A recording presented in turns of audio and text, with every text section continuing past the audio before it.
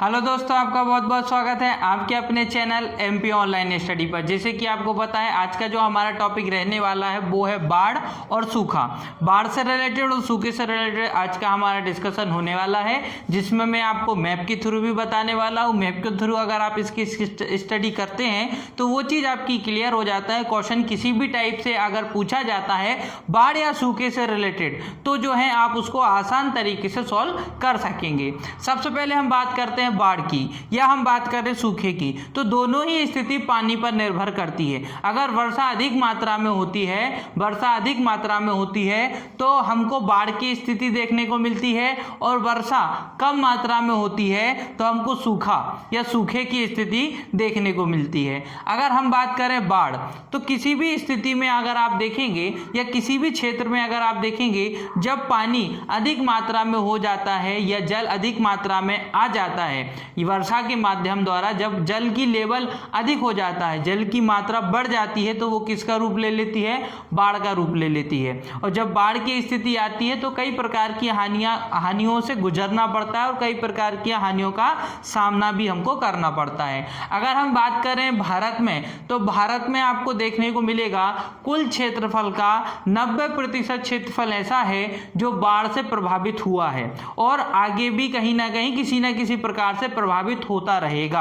जैसे कि आप देखेंगे भारत में आपको बहुत सारी नदियां देखने को मिलेंगी। चारों ओर मैं आपको बताने वाला हूं कि किस तरीके से नदियों का जाल आपको देखने को मिलेगा। कहीं ना कहीं नदियों के माध्यम से ही बाढ़ की स्थिति उत्पन्न होती है, क्योंकि पानी जब अधिक मात्रा में आता है तो वो नदियों द्वारा ही फैल जाता है और एक बाढ़ की स्थिति उत्पन्न कर देता है। मैप के थ्रू देखेंगे कि किस तरीके से आपको नदियां देखने को मिलेंगी। तो अगर हम बात करें भारत में बाढ़ से प्रभावित क्षेत्र, 90% ऐसा क्षेत्र है जो बाढ़ से प्रभावित है, और उस 90% में अगर सबसे ज्यादा कोई क्षेत्र है जो बाढ़ से प्रभावित होता है तो वो है उत्तर तथा उत्तर पूर्वीय भाग। उत्तर तथा उत्तर पूर्वीय भाग अगर हम बात करें मैप के थ्रू, तो मैप के थ्रू आप देखेंगे उत्तर का भाग, मतलब ये आपका हो जाएगा उत्तर वाला भाग, ठीक है, ये आपका उत्तर वाला भाग हो जाएगा, और ये आपका हो जाएगा उत्तर पूर्व वाला भाग, ये हो जाएगा उत्तर पूर्व वाला भाग। उत्तर पश्चिम वाला भाग जो है बाढ़ से कम प्रभावित होता है, यहाँ सूखे की स्थिति देखने को मिलती है, वो भी हम डिस्कस करेंगे। सबसे पहले आप देखिए भारत में अगर आप देखोगे तो 90% क्षेत्र जो है जो बाढ़ से प्रभावित होता है वो होता है उत्तर का क्षेत्र या फिर उत्तर पश्चिम का क्षेत्र। उसका भी आपको कारण देखने को मिलता है। उसका कारण क्या है? यहाँ पर नदियाँ आपको देखने को मिलेगी, जैसे कि आपको सतलुज नदी देखने को मिलेगी, झेलम नदी देखने को मिलेगी, चिनाब नदी देखने को मिलेगी, ब्यास, रावी नदी देखने को मिलेगी और सिंध नदी देखने को मिलेगी।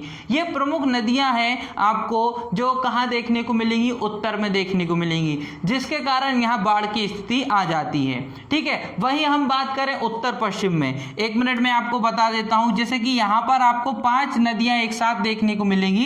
सबसे बड़ी तो आपको सिंध नदी देखने को मिलेगी जो कि पाकिस्तान में एंटर कर जाती है।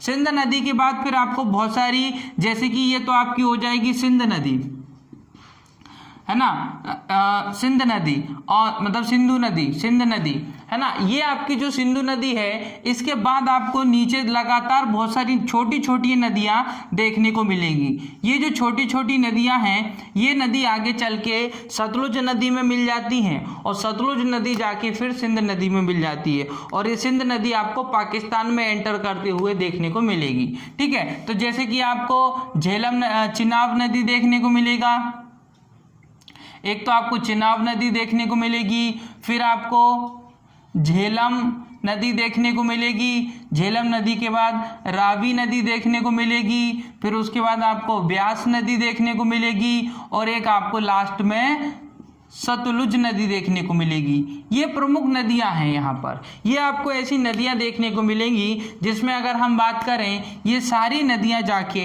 सतलुज नदी में मिल जाती हैं। पंजाब के वाले क्षेत्र में देखने को मिलेंगी ये सभी नदियां सतलुज नदी में जाके मिल जाती है, और सतलुज नदी जाके कौन सी नदी में मिल जाती है? ये सिंध नदी में मिल जाती है। तो इस तरीके से आप देखेंगे यहाँ एक जाल बन जाता है नदियों का। जहाँ नदियों की संख्या अधिक होती है वहाँ बाढ़ की स्थिति भी अधिक अधिक हो जाती है। इसलिए उत्तर वाले क्षेत्र में बाढ़ अधिक मात्रा में होती है। जब बारिश अधिक हो जाती है तो बाढ़ की स्थिति का सामना ये उत्तर वाले क्षेत्र में करना पड़ता है, क्योंकि नदियों की संख्या अधिक है। फिर बात करें हम उत्तर पश्चिम, तो जैसे कि आपको पता है, आप उत्तराखंड से देखेंगे गंगा नदी, गंगा नदी में आपकी जो नदी मिल जाती है यमुना नदी। यहाँ से आप देखेंगे गंगा नदी, यहाँ सबसे पहले आपको देखने को मिलेगी गंगा नदी। गंगा नदी में जो दिल्ली से आती है यमुना नदी, यमुना नदी भी एंटर कर जाती है। यमुना नदी के बाद बहुत सारी छोटी छोटी नदियाँ हैं, जिसमें हम बात करें गोमती नदी के बाद गंडक नदी और एक प्रमुख नदी है जो है आपको याद रखनी है कोसी नदी। कौन सी नदी? कोसी नदी। ये ऐसी प्रमुख नदियां हैं, यहाँ पर 3-4 नदियां हैं और इसमें से गोमती, गंडक, कोसी नदी गंगा की सहायक नदी है। यमुना नदी भी गंगा की सहायक नदी है और गंगा नदी ये पश्चिम बंगाल में प्रवेश कर जाती है ना, पश्चिम बंगाल से फिर बांग्लादेश में चली जाती है। तो ये आपको एक नदियों का जाल यहाँ पे भी देखने को मिल रहा है। ये गंगा नदी तंत्र के द्वारा बनता है, सिंध नदी तंत्र के द्वारा ये बनता है और एक छोटा सा आपका ब्रह्मपुत्र नदी के द्वारा भी एक छोटा सा आपको जाल देखने को मिलता है, नदियों का एक जाल देखने को मिलता है, एक तंत्र देखने को मिलता है। जैसे कि ब्रह्मपुत्र नदी की हम बात करें, जिसको चीन में हम सार्पो के नाम से जानते हैं, वो भी भारत में एंटर करती है और भारत में एंटर करने के पश्चात वो भी बांग्लादेश में चली जाती है। तो ये जो सार्पो नदी है, जिसको चीन में हम किस नाम से जानते हैं? सार्पो नदी के नाम से जानते हैं, सार्पो नदी के नाम से जानते हैं। और जब वो भारत में एंटर करती है तब हम उसको ब्रह्मपुत्र नदी के नाम से जानते हैं। ब्रह्मपुत्र नदी जो है, जो आपको सबसे ज़्यादा इसका क्षेत्र असम में देखने को मिलेगा, आपको असम वाले क्षेत्र में देखने को मिलेगा। असम में ब्रह्मपुत्र नदी पे ही एक द्वीप भी बना हुआ है, छोटा सा द्वीप बना हुआ है ब्रह्मपुत्र नदी के द्वारा। तो ये ब्रह्मपुत्र नदी पर आपको प्रतिवर्ष बाढ़ की स्थिति देखने को मिलती है ना, क्योंकि ये अपना मार्ग बदल लेती हैं। कोई भी नदी बाढ़ की स्थिति तब उत्पन्न करती है जब वो अपना मार्ग बदल लेती हैं। तो ये जो ब्रह्मपुत्र नदी है कई बार अपना मार्ग बदल लेती है, जिसके कारण ये जो क्षेत्र आपको देखने को मिल रहा है, इस क्षेत्र में बाढ़ की स्थिति उत्पन्न होती है। उसी तरीके से ये जो कोसी नदी है, कौन सी नदी? कोसी नदी। ये कोसी नदी क्या करती है? जब मार्ग बदलती है, कौन सी नदी? कोसी नदी। कोसी नदी जब मार्ग बदलती है तो ये कोसी नदी मार्ग बदलती है बिहार में, और बिहार में बाढ़ की स्थिति ला देती है। कई बार ऐसा हुआ है, अभी भी आपने न्यूज़ में देखा होगा कि बिहार में आपको बाढ़ की स्थिति का सामना करना पड़ा है। तो कोसी नदी जो है मार्ग बदल लेती है, कोसी नदी अपना मार्ग बदल लेती है। अधिक वर्षा होती है, पानी का स्तर बढ़ जाता है, पानी को रहने के लिए कोई क्षेत्रफल नहीं मिलता है, जिसके लिए पानी फिर अपना रास्ता बना लेती है। और जब नदी अपना रास्ता बनाती है, मार्ग बदल लेती है, तो फिर ग्रामीण क्षेत्रों में, शहरी क्षेत्रों में प्रवेश करती है और उसके कारण बाढ़ की स्थिति उत्पन्न होती है। तो हम बात करें बिहार का शोक किसको कहा जाता है? बिहार का शोक कोसी नदी को कहा जाता है। ये इंपॉर्टेंट है क्योंकि इसके द्वारा कई बार बाढ़ की स्थिति उत्पन्न हुई है बिहार में। तो कोसी नदी को क्या कहा जाता है? बिहार का शोक कहा जाता है। ये आपको याद रखना है। इसी तरीके से आपको बंगाल का शोक भी याद रखना है। दामोदर नदी के द्वारा, कौन सी नदी के द्वारा? दामोदर नदी के द्वारा आप देखेंगे कि बंगाल वाले क्षेत्र में, कौन से वाले क्षेत्र में? बंगाल वाले क्षेत्र में कई बार बाढ़ की स्थिति आई है। मतलब दामोदर नदी भी क्या करती है? मार्ग बदल लेती है। कोई भी नदी मार्ग बदलेगी तो बाढ़ की स्थिति उत्पन्न होगी। तो बंगाल में आप देखेंगे ये पूरा बंगाल वाला क्षेत्र आपको देखने को मिलेगा, चाहे वो पश्चिम बंगाल हो या फिर बांग्लादेश हो। तो पश्चिम बंगाल तो याद रखना ही है आपको। ये जो पश्चिम बंगाल वाला क्षेत्र है, यहाँ पर आपको देखने को मिलेगी पश्चिम बंगाल वाला ये जो क्षेत्र है, यहाँ आपको देखने को मिलेगी दामोदर नदी, और दामोदर नदी द्वारा यहाँ पर जो है बाढ़ की स्थिति का सामना करना पड़ता है। तो ऐसे आपको याद रखना है कि कौन सी नदी द्वारा कहाँ जो है बाढ़ की स्थिति उत्पन्न होती है। और इसको जो है दामोदर नदी को बंगाल का शोक कहा जाता है, बंगाल का शोक। कौन सी नदी को कहा जाता है? दामोदर नदी को बंगाल का शोक कहा जाता है और कोसी नदी को बिहार का शोक कहा जाता है। ठीक है, अब बात करते हैं कि देखिए आप उत्तर वाले क्षेत्र में देखिए यहाँ पर बहुत सारी नदियां हैं। इन नदियों के कारण बाढ़ की स्थिति उत्पन्न होती है। ये उत्तर पूर्व वाला भाग है, यहाँ आपको गंगा नदी तंत्र, कितना विशाल नदी तंत्र है, यमुना नदी तंत्र, ये देखने को मिलेगा। इसके कारण भी यहाँ पर बहुत सारे आपको बाढ़ की स्थिति देखने को मिलती है। सारपो नदी जो कि जैसे भारत में प्रवेश करती है उसको हम ब्रह्मपुत्र नदी के रूप में जानते हैं, तो वो ब्रह्मपुत्र नदी के द्वारा भी कई बार बाढ़ की स्थिति देखने को मिलती है। ब्रह्मपुत्र नदी के में आप अगर देखेंगे तो ये वाला पूरा क्षेत्र है, यहाँ तो 250 सेंटीमीटर प्रतिवर्ष यहाँ पर बारिश होती है। प्रतिवर्ष यहाँ बारिश भरपूर होती है। यहाँ पर आपको देखने को मिलेगा पर्याप्त मात्रा में यहाँ पर मेघालय है ना।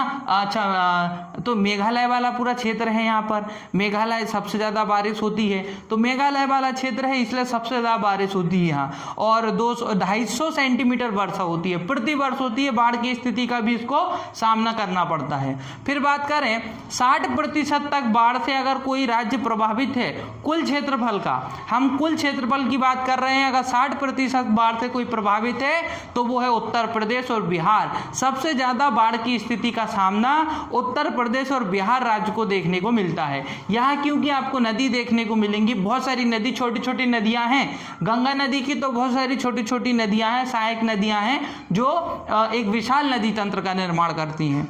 ठीक है, फिर उस तरीके से आप देखेंगे कि जब ये बाढ़ की स्थिति सामने आती है तो कई प्रकार के निर्णय लिए जाते हैं, जिसके अंतर्गत 1954 में राष्ट्रीय बाढ़ नियंत्रण योजना की शुरुआत की गई थी। इसमें यह निर्णय लिया गया था हम कई प्रकार से जो है किसी भी प्रकार से बाढ़ या जो बाढ़ की जो स्थिति आती है उसको रोकने की योजना बनाएंगे, पूर्व योजना बनाएंगे।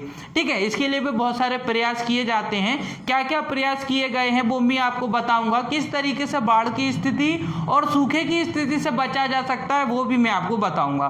ठीक है, तो 1954 में राष्ट्रीय बाढ़ नियंत्रण योजना की स्थापना की गई थी। साथ ही साथ 1954 में ही बाढ़ पुनर्वास संगठन बनाया गया था। मतलब जब बाढ़ आती है तो उससे कई लोग जो हैं अपने घर से बेघर हो जाते हैं, तो उनको पुनः वास देना है ना, उनको रहने का एक स्थान देना, उनका जीवन फिर पटरी पर लाना, ये सारा काम करने का जो योजना है वो बाढ़ पुनर्वास संगठन के द्वारा किया जाता है। 1954 में ही निर्णय लिया गया हर जिले में क्या होगा, बाढ़ नियंत्रण कक्ष, और हर जिले में आपको बाढ़ नियंत्रण कक्ष देखने को मिलेगा।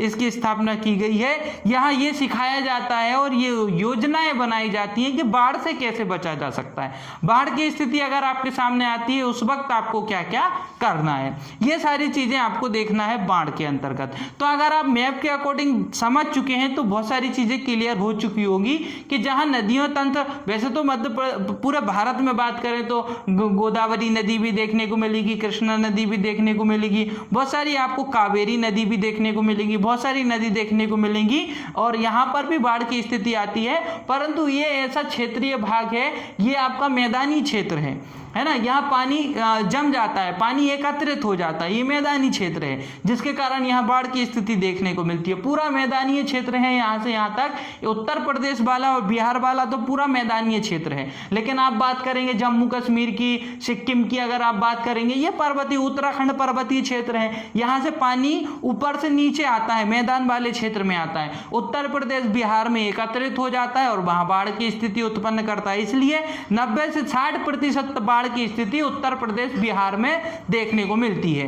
फिर उसके बाद अगर हम बात करें सूखे की स्थिति बाढ़ की स्थिति के विपरीत होती है। जैसे कि आप देखेंगे कि जब पानी अधिक मात्रा में कम हो जाए या वर्षा उसके लेवल से कम हो तो वो सूखे की स्थिति लाता है। अगर आप देखेंगे पूरे क्षेत्रफल में, भारत के पूरे क्षेत्रफल में 30% जो क्षेत्रफल है वो सूखे से प्रभावित है। 5 करोड़ से भी अधिक जनजाति इससे प्रभावित रहती है। 5 करोड़ से भी अधिक लोग जो हैं इससे प्रभावित हुए हैं और होते भी हैं, क्योंकि सूखे की स्थिति तो हमको देखने को मिलती है। कहीं कहीं पानी अधिक मात्रा में है हमारे भारत में और कहीं कहीं पर पानी बहुत कम मात्रा में है। 30% ऐसा क्षेत्र है, पूरे भारत में 30% ऐसा क्षेत्र है जहां सूखे की स्थिति देखने को मिलती है। 5 करोड़ से भी अधिक लोग इससे प्रभावित होते हैं और 10 सेंटीमीटर सेंटीमीटर से कम जहां बारिश होती है उसको सूखे की स्थिति बोला जाता है, शुष्क क्षेत्र बोला जाता है। ये एक इंपॉर्टेंट पॉइंट है जो आपको याद रखना है। ये अगर आपके क्षेत्र में 10 सेंटीमीटर से भी कम बारिश हुई है तो आपका क्षेत्र सूखे की अंतर्गत आएगा, उसको सूखा घोषित किया जाएगा। ठीक है, अब हम बात करें कि सूखे के आधार पर या भारत में किस प्रकार सूखे की स्थिति आती है, उसके आधार पर दो क्षेत्रों में बांटा गया है, प्राथमिक क्षेत्र और द्वितीयक क्षेत्र। दोनों क्षेत्र बताऊंगा मैं आपको, मैप के थ्रू भी बताऊंगा। सबसे पहले यहां समझ लीजिए कि प्राथमिक क्षेत्र में हम उसको रखेंगे जहां 25% से अधिक वर्षा होती है, मतलब 19 से अधिक होती है, 25% से अधिक होती है, वो आपकी प्राथमिक क्षेत्र में रखा गया है। और जहां 25% से भी कम वर्षा होती है ना, 25% से कम सूखा होता है, उसको हमने द्वितीय क्षेत्र में रखा है। और जहां बहुत कम वर्षा, मतलब बहुत कम ही बारिश होती है, सूखे की ही स्थिति देखने को मिलती है, वो प्राथमिक क्षेत्र में रखा जाता है। और जहां थोड़ी बहुत बारिश हो जाती है परंतु फिर भी सूखे की स्थिति देखने को मिलती है, वहां उसको हम द्वितीय क्षेत्र में रखते हैं। ठीक है, अब मैं बताता हूं प्राथमिक क्षेत्र या द्वितीय क्षेत्र मैप के थ्रू। देखिए, ये आपको देखने को मिलेगा गुजरात के ऊपर आपको देखने को मिलेगा राजस्थान। ये आपको गुजरात वाला क्षेत्र देखने को मिलेगा और राजस्थान वाला क्षेत्र देखने को मिलेगा। ये जो गुजरात वाला क्षेत्र है और ये राजस्थान वाला क्षेत्र है, यहां आपको दो भाग देखने को मिलेगा। एक आपको देखने को मिलेगा पश्चिमी राजस्थान, एक पूर्वी राजस्थान देखने को मिलेगा। हम इसको अगर दो भागों में बांट देते हैं तो एक हमको पश्चिमी राजस्थान देखने को मिलेगा, एक पूर्वी राजस्थान देखने को मिलेगा। उसी तरीके से गुजरात दो भागों में बांट देंगे तो एक हमको पश्चिमी गुजरात देखने को मिलेगा, एक पूर्वी गुजरात देखने को मिलेगा। तो ये जो पश्चिमी राजस्थान है और पश्चिमी गुजरात है, ये पश्चिमी राजस्थान है और पश्चिमी गुजरात है, इसको हम प्रथम श्रेणी में रखते हैं। प्रथम श्रेणी में इसलिए रखते हैं क्योंकि यहाँ नदी भी बहुत कम है, ना के बराबर नदी है, और यहाँ सूखे की स्थिति हर बार देखने को मिलती है। सूखा क्षेत्र है, मरुस्थलीय क्षेत्र है, रेगिस्तान वाला क्षेत्र है, मरुस्थलीय सूखा क्षेत्र है। ठीक है, तो ये आपका प्राथमिक क्षेत्र है। यहाँ बहुत कम बारिश होती है, बहुत कम के ना के बराबर बारिश की स्थिति यहाँ देखने को मिलती है। पूरा मरुस्थलीय क्षेत्र है, ये पूरा क्षेत्र मरुस्थलीय क्षेत्र है। लेकिन अगर आप बात करेंगे उसके पश्चात जो द्वितीय क्षेत्र में रखा गया है, तो उसके बाद जो पूरा क्षेत्र बचता है, जैसे कि मैं आपको बता रहा हूं कि यहां तो सूखे की स्थिति बहुत कम देखने को मिलेगी।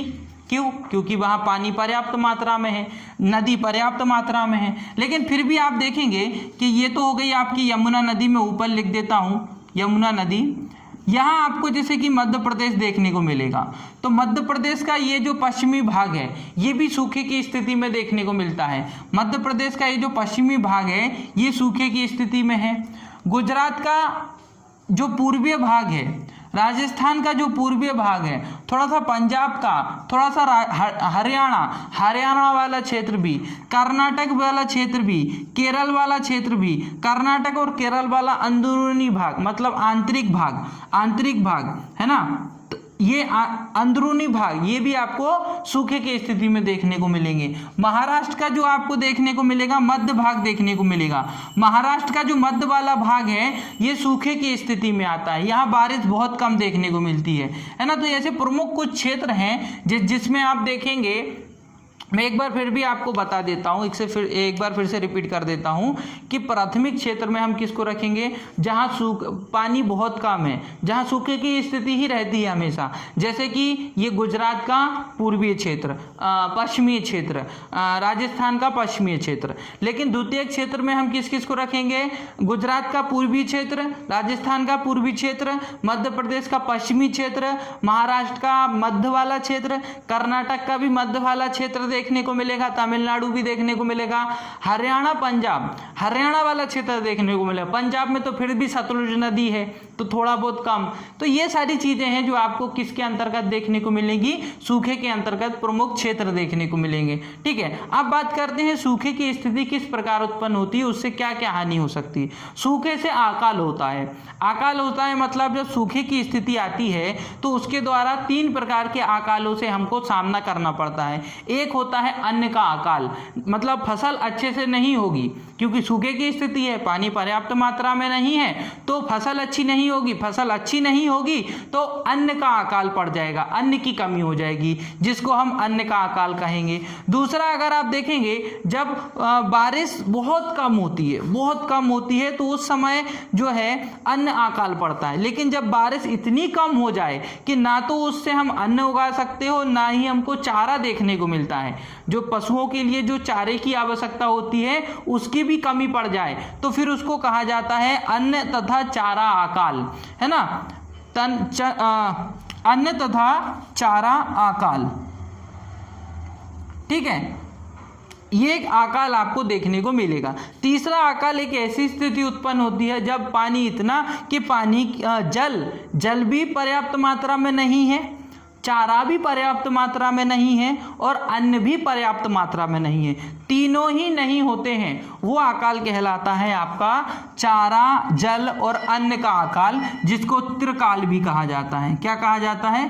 त्रिकाल भी कहा जाता है। त्रिकाल मतलब तीन, जल, चारा और अन्न, ठीक है, जल, चारा और अन्न, मतलब अन्य जो खाने वाला अनाज होता है वो, है ना। तो आप देखेंगे तीन प्रकार की। इस स्थिति में पानी तो पर्याप्त मात्रा में होता है परंतु अन्न पर्याप्त मात्रा में नहीं होता है, उसको अन्न अकाल कहा जाता है। उसी तरीके से दूसरा अकाल है जब पानी तो पर्याप्त मात्रा में है रहेगा लेकिन अन्न और चारा आपको पर्याप्त मात्रा में नहीं मिलेगा। तीसरा आता है जल, चारा और अन्न तीनों ही पर्याप्त मात्रा में नहीं होते हैं, तो सूखे की स्थिति ये आपको अकाल के रूप में देखने को मिलेगी। सबसे विशाल अकाल जो हमको देखने को मिला है, जो सबसे बड़ा अकाल होता है त्रिकाल, है ना, ये हमको देखने को मिलेगा विक्रम संवत में, मतलब ये 1900 ईस्वी के लगभग हमको देखने को मिलता है, जिसको 56 का अकाल भी कहा जाता है। मतलब ये बहुत विशाल था, इसमें त्रिकाल था ना, क्योंकि त्रिकाल था मतलब जल भी पर्याप्त मात्रा में नहीं, चारा भी पर्याप्त मात्रा में नहीं और अन्न भी पर्याप्त मात्रा में नहीं।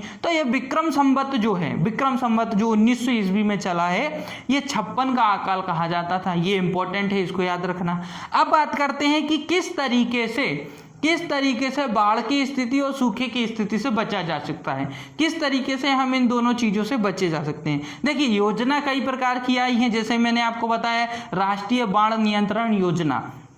इसके द्वारा क्या किया जाता है, जहां सूखे की स्थिति है वहां पानी उपलब्ध कराना, जहां बाढ़ की स्थिति है वहां का पानी सूखे की स्थिति में लेके जाना वाली एक योजना चल रही है। जैसे कि आप देखिए बाढ़ की स्थिति और सूखे की स्थिति। अब हम बात करते हैं कि बाढ़ की स्थिति आपको कहां देखने को मिलेगी, जहां पर नदी अधिक मात्रा में। सूखे की स्थिति वहां देखने को मिलेगी जहां नदी का क्षेत्रफल ही नहीं है, जहां नदी बहुत कम संख्या में है या नदी वहां से गुजरती ही नहीं है, वहां सूखे की स्थिति देखने को मिलती है। तो जैसे कि नहर के रूप में भी हम सूखे की स्थिति को कम कर सकते हैं और बाढ़ की स्थिति को कम कर सकते हैं, दोनों को एक साथ ही कम किया जा सकता है। अगर बाढ़ की स्थिति बढ़ती है तो बाढ़ का पानी ऐसे क्षेत्र में लेके जाया जाए जहां सूखा है, तो वहां सूखे की स्थिति खत्म हो जाएगी और बाढ़ की स्थिति से पानी सूखे की स्थिति तक पहुंच जाएगा। जैसे कि आप देखिए, अगर आप यहां देखेंगे कि एक कोसी नदी के द्वारा कई प्रकार से जो है वो बाढ़ की स्थिति आती है बिहार में। तो बिहार से अगर कभी बिहार का पानी या कोसी नदी का पानी दूसरी किसी नदी में पहुंचा दिया जाए जिसका पानी कम रहता है, तो यहाँ से बाढ़ की स्थिति से बचा जा सकता है ना। लिंक परियोजना चलती है ना, एक नदी को दूसरे नदी से जोड़ देना, मतलब जहाँ जिस नदी में बाढ़ आती है उस नदी के पानी को उस नदी में पहुंचा देना जहाँ पानी बहुत कम है या जहाँ सूखे की स्थिति मिलती है या जिस नदी का पानी सूखा रहता है, वहां अगर पहुंचा दिया जाएगा तो एक तरीके से सूखे की स्थिति से और बाढ़ की स्थिति से बचा जा सकता है। एग्जाम्पल फॉर आप ले सकते हैं, जैसा कि मान लीजिए दो नदी हैं, इसमें से ये जो नदी है और ये जो नदी है, यहाँ पानी जल अधिक मात्रा में रहता है, यहाँ जल अधिक मात्रा में मतलब बाढ़ की स्थिति आती है और यहाँ जल जो है कम मात्रा में होता है, तो यहाँ सूखे की स्थिति आती है। तो इस स्थिति में हम क्या कर सकते हैं, यहाँ से लिंक परियोजना के थ्रू यहाँ इस नदी का पानी इस नदी में पहुंचा दिया जाएगा। मतलब इस नदी से पानी को इस नदी में जब पहुंचा दिया जाएगा तो यहाँ से बाढ़ की स्थिति से बचा जा सकता है और यहाँ पर जो है सूखे की स्थिति से बचा जा सकता है। इस तरीके से एक ही योजना द्वारा दोनों से बचा जा सकता है। और इस प्रकार आपने देखा होगा बहुत सारी लिंक परियोजना भी चलाई गई हैं और कंटिन्यू है, बहुत सारी योजनाएं को आगे बढ़ाते हुए बहुत सारी नदियों को आपस में जोड़ा भी गया है, लेकिन जिन नदियों को जोड़ा जा सकता है उन्हीं को जोड़ा जाता है, क्योंकि इतनी विशाल नदियों को आपस में जोड़ना बहुत कठिन काम होता है। रास्ता बनाना पड़ता है, उसके लिए लिंक बनाना पड़ता है और उसके बाद ही आपस में दो नदियों को जोड़ा जा सकता है। ये वो उसके लिए भी बहुत सारे प्रयास किए भी जा रहे हैं, बहुत सारे प्रयास किए भी गए हैं ताकि बाढ़ की स्थिति से भी बचा जा सके और सूखे की स्थिति से भी बचा जा सके। तो ये जो थी आज की हमारी वीडियो थी, जिसमें मैंने आपको बाढ़ और सूखे से रिलेटेड बताया, मैप के थ्रू भी हमने डिस्कशन किया। अगर आज की वीडियो आपको पसंद आई हो तो वीडियो को आप लाइक ज़रूर करें, हमारे चैनल को सब्सक्राइब करें। चैनल अगर आपने ऑलरेडी सब्सक्राइब किया हुआ है तो बेल आइकन दबाएं ताकि आने वाली सारी वीडियो का नोटिफिकेशन आपको प्राप्त हो सके। साथ ही साथ हमारी वीडियो को आपके फ्रेंड सर्कल तक शेयर ज़रूर करें। ओके दोस्तों, thank you, thanks for watching.